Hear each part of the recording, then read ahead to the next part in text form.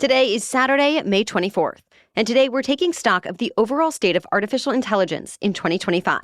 From the latest potential, including machines that could one day reach human-level intelligence, to some of the biggest risks, like major scams or which jobs may be first to go.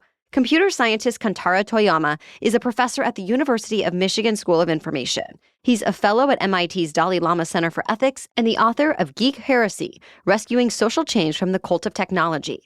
Today, he's giving us a big picture status update on AI, how it's being used in your daily life, even without you realizing it, and what to watch for next as this tech evolves fast. Welcome to the Newsworthy Special Edition Saturday, when we sit down with a different expert or celebrity every Saturday to talk about something in the news. Don't forget to tune in every Monday through Friday for our regular episodes, where we provide all the day's news in 10 minutes. I'm Erica Mandy. It's now time for today's Special Edition Saturday.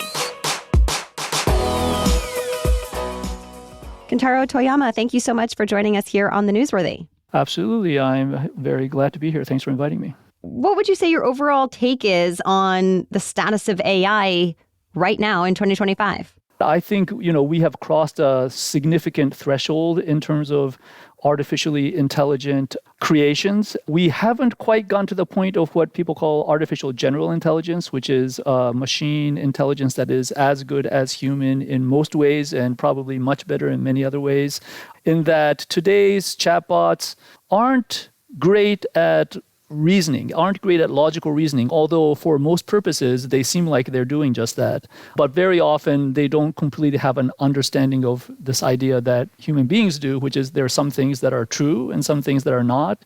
And we're, constantly evaluating the truth value of certain statements. So don't believe it every time.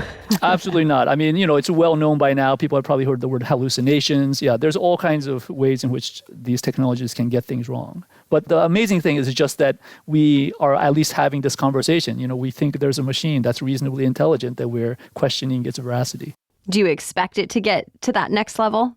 I do. One way I think about this is that, it took nature billions of years, or at least hundreds of millions of years, to go from, the early stages of life to the kind of intelligence that I think today's chatbots can achieve, which is to say, animal level intelligence. And then, depending on when you start counting, arguably only took a couple 100,000 years to get to kind of human level intelligence. So I actually think we're very close to artificial general intelligence. If you think of it, the time it takes for evolution to figure these things out as little tweaks in the underlying genetic programming, then we're a few tweaks away, I think, from truly human-level intelligence. And I know you said it 2 years ago that AI is like nuclear power, where it can be used for really good things and really bad things. Is that still true in your mind? Absolutely. And I think it's, even more true. And now we've seen, very big examples of evil uses of AI as well as good uses.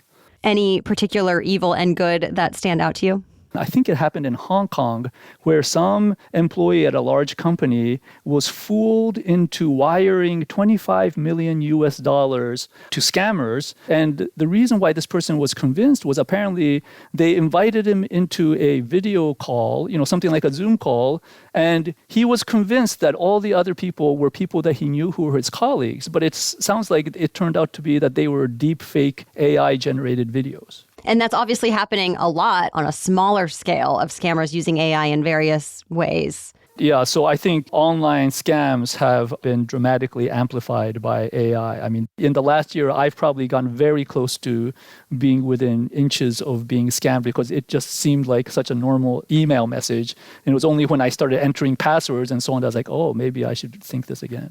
And what about some of the ways you're most excited to see what AI is doing today? Yeah, one of the very impressive areas in which AI is making huge leaps and bounds is in things like pharmaceutical discovery. Just recently, within the last couple of months, a company called iSilico Medicine announced a potential new drug to treat pulmonary fibrosis. And apparently it was largely discovered by AI. The drug is now even undergoing clinical trials. So that's huge, right? It's a situation in which something that a human being hadn't done was done largely by artificial intelligence. What about more regular healthcare diagnoses and in more of the healthcare setting on a daily basis? Yeah, that's interesting. One of the things that makes it a little bit difficult for the healthcare industry to adopt these tools is, for obvious reasons, they don't want to cause harm. Certainly, there are lots and lots of experiments in the use of AI for healthcare, but I think that potential is still very much in the future. So I'm interested now to talk about specific ways AI is being used in our everyday lives that maybe even people don't even realize. So what comes to mind for you in the ways that AI is being used daily? Sure. I mean, one of the most obvious ways, for example, the systems that show you on Netflix what other TV shows or movies you should watch. That's a technology called collaborative filtering, which is really a kind of AI. Basically, it's taking the data of all the other shows that other people watch and what people who watch a certain cluster of shows tend to watch, and then feeding you the results. And that's a kind of AI. I think another technology that many of us are probably interacting with regularly are like customer service chatbots. And some of us may be speaking to voice-based AI agents on the phone that we think are human, but might actually be computers on the other end. I mean, we've heard about algorithms for a long time with social media. Is that a form of AI? Yeah, absolutely. What about even like grocery store logistics or traffic patterns? There's a lot of kind of background AI in the systems that handle all kinds of data. One of the big things about our world today is that so much data is being produced digitally all the time that human beings can't conceivably process all of that. There are many, many, many companies that use AI of some kind to process that data to understand things about their business or their organization. We've done some reports about, the good and bad of AI being used in job screening, for example, and that some job seekers and employers have been tricked with AI. Yes, there's a lot of attempt to use AI for things like screening resumes or for, conducting interviews. These days, a lot of times people are asked to submit videos of themselves answering questions. And there are companies that sell services like, they'll analyze the emotional characteristics of the job seeker and, provide a report about what they might be on the job, things like that. This area is also an area where there's a lot of, there's regulation. Companies can't, introduce technologies that would ultimately be discriminatory and so on. And there's a lot of concern that AI might propagate, existing biases of various kinds. Still ahead, how AI is already changing the job market from customer service to truck driving. And our guest weighs in on things like prompt engineers, robotic surgeons, and more.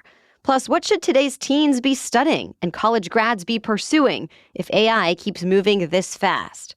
But first, a break for our sponsors. The Newsworthy is brought to you by BetterHelp. I think the world is a better place when people are healthy and happy, and not just for those people, but also for how they treat others at home, at work, and inside their communities. And it's why I think it's important that people know it's okay, even necessary, to get the support they need to feel good about themselves and about their lives. We've come a long way in terms of people knowing therapy is helpful and normal, and there's less of a stigma today than there used to be. So I hope that trend continues. I know from personal experience that therapy can help for a variety of reasons. Without therapy, I was probably faster to react to somebody in a negative way, or I was faster to burn out, which then affected my work. The list goes on. And now I have more skills to handle all sorts of situations better. If you want to give therapy a try, BetterHelp is an option that is fully online with over 10 years of experience matching people with therapists. And you can switch therapists at any time to find the one that's right for you. We're all better with help. Visit betterhelp.com/newsworthy to get 10% off your first month. That's betterhelp, HELP.com/newsworthy. The Newsworthy is also brought to you by Skims. As a mom and someone who works from home, I always appreciate high-quality tees. They are a wardrobe essential for me. I love them because I can dress them up or down and feel confident and comfortable no matter what I'm doing. But finding that perfect fit and feel can be a challenge. And yet, Skims seems to hit the mark every time. You've heard me talk about Skims tees before because I love them, and now my most recent get is the cotton jersey long sleeve t-shirt. I wore it the other day, and once again, I get the hype. There are so many dupes online, but nothing compares to the real thing. Other long sleeves ride up or bunch at the waist, but this one stays put. And as always, Skims comes through with how the tee feels flattering on, and it just has a great fit and quality overall.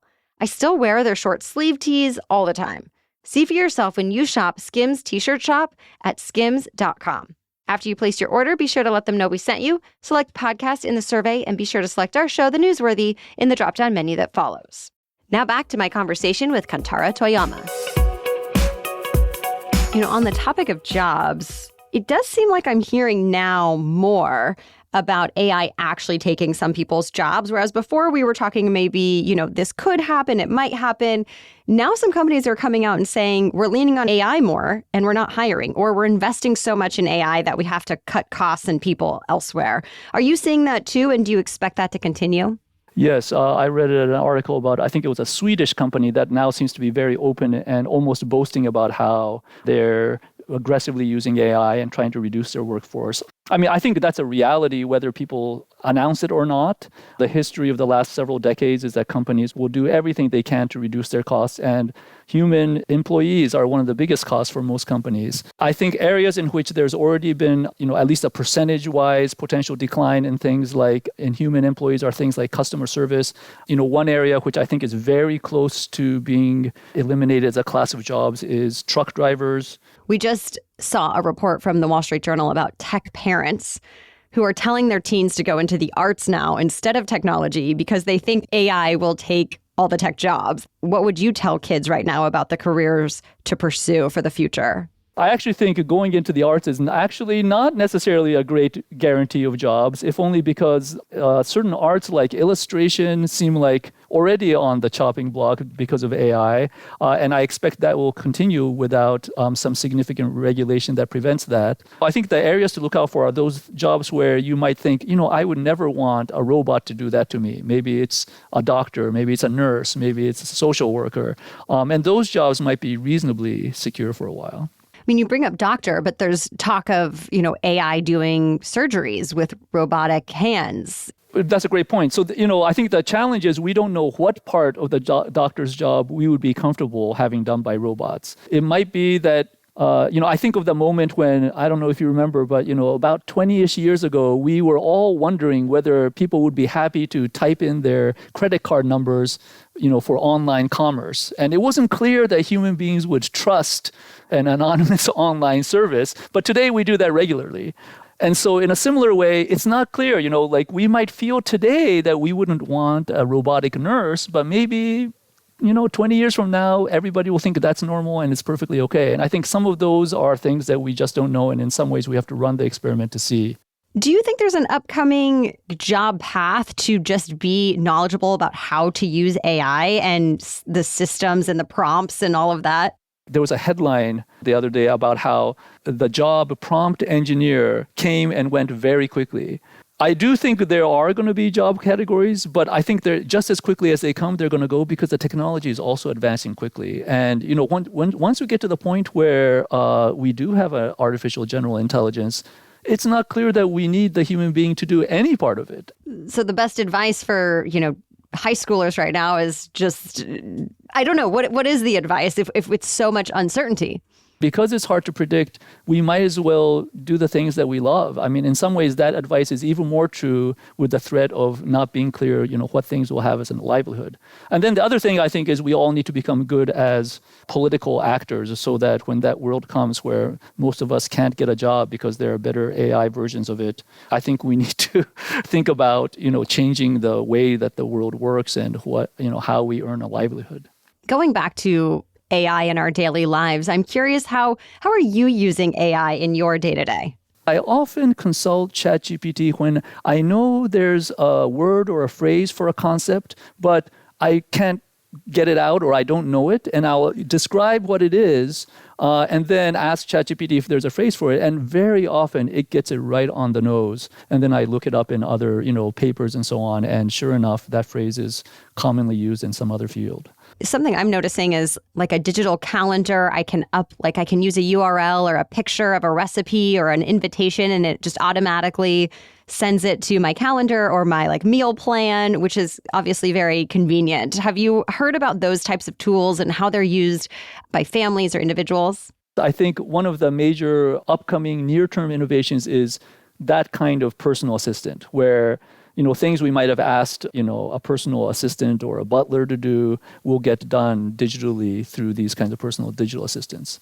What are you watching for the closest? The biggest thing really is this moment when we see an artificial intelligence that can do what ChatGPT does, but also reasons as well as a reasonably smart human being. I think when we get there, that will be the next major threshold, and it will really change the world. Anything else to add, or just a final thought or takeaway? I would say the future with respect to AI is both exciting, but also extremely frightening. And I think we all need to pay attention and ensure that our leaders are also paying attention and putting the right regulation in place. Well, thank you so much to our guest today, and thank you for listening. I am curious, how are you using AI in your daily life right now, if at all? Give us a call and leave a voicemail to tell us about it. We might use it in a future episode. You can call 812-785-NEWS. That's 812-785-NEWS. And of course, join us again during the week when we bring you a fast, fair, fun roundup of the day's news every Monday through Friday. Oh, and a quick reminder to check out our Memorial Day weekend sale on all of our Newsworthy merch, from shirts to hats to mugs and more. Go to thenewsworthy.com/merch to support the show and help spread the word with what you wear. We'll be off this Monday for Memorial Day, but we'll have the latest news to know for you on Tuesday. Until then, have a great rest of your long weekend.